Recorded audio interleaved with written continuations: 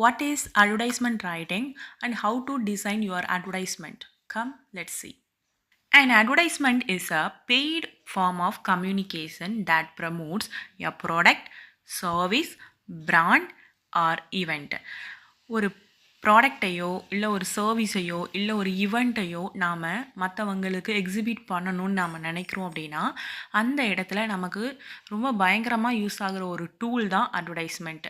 நீங்களே பார்த்துருப்பீங்க, எந்த ஒரு பிராண்டாக இருந்தாலும் அட்வர்டைஸ்மெண்ட் இல்லாமல் அது ரீச் ஆகாது. ஸோ இந்த ஒரு ரொம்ப இம்பேக்டான ஒரு அட்வர்டைஸ்மெண்ட் அப்படின்ற கான்செப்டை நாம் எப்படி டிசைன் பண்ணணும் அப்படின்றத நம்ம இந்த வீடியோவில் பார்க்க போகிறோம். பிஃபோர் தட் வந்துட்டு 2 விஷயத்தில் ரொம்ப ஃபோக்கஸ்டாக இருக்கணும். ஃபர்ஸ்ட் ஒன், நாம் எதை அட்வர்டைஸ் பண்ண போகிறோம், ஃபர்ஸ்ட் ஒன்.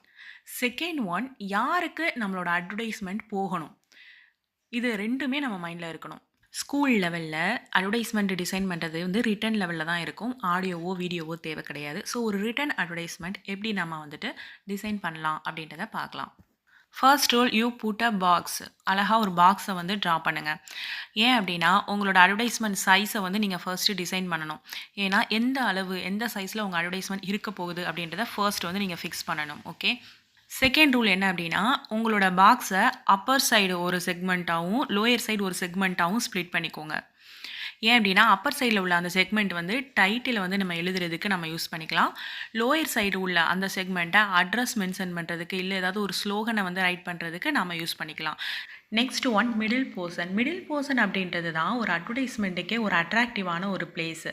ஸோ அந்த இடத்துல உங்களுடைய ப்ராடக்டோடைய ட்ராயிங்ஸை நீங்கள் ட்ரா பண்ணலாம், உங்கள் ப்ராடக்டோடைய டீட்டெயில்ஸை நீங்கள் எழுதலாம்.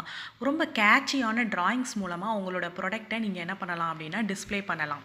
Fourth one, font size.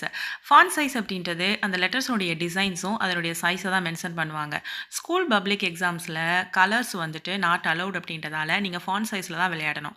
அப்போது உங்களுடைய டைட்டில் வந்து கொஞ்சம் ஹை லெவலான ஃபாண்ட்லையும் உங்களுடைய அந்த டிஸ்கவுண்ட்டு இந்த அனௌன்ஸ்மெண்ட் எல்லாமே வந்து கொஞ்சம் டிசைனான ஒரு ஃபாண்ட் சைஸ்லேயே நீங்கள் எழுதுனீங்க அப்படின்னா ரொம்ப அட்ராக்டிவாக இருக்கும் உங்களோட அட்வர்டைஸ்மெண்ட். Next one, details. இந்த டீட்டெயில்ஸ் அப்படின்றது நீங்கள் எதுக்காக இந்த அட்வர்டைஸ்மெண்ட்டை வந்து கொடுக்குறீங்க அப்படின்ற விவரம் கரெக்டாக கொடுத்துருக்கணும்.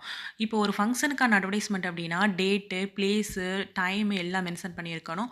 இப்போ ஒரு சேல் அப்படின்னா அந்த சேல் எப்போ இருந்து எது வரைக்கும் நடக்கும் அப்படின்ற அந்த பர்டிகுலர்ஸ் வந்து கரெக்டாக மென்ஷன் பண்ணியிருக்கணும். கான்டாக்ட்ஸும் இந்த டீட்டெயில்ஸ்குள்ளே தான் இன்க்ளூட் ஆகும். அட்வர்டைஸ்மெண்ட்ஸோட டைப்ஸை நெக்ஸ்ட் வர வீடியோஸில் பார்க்கலாம். தேங்க்யூ.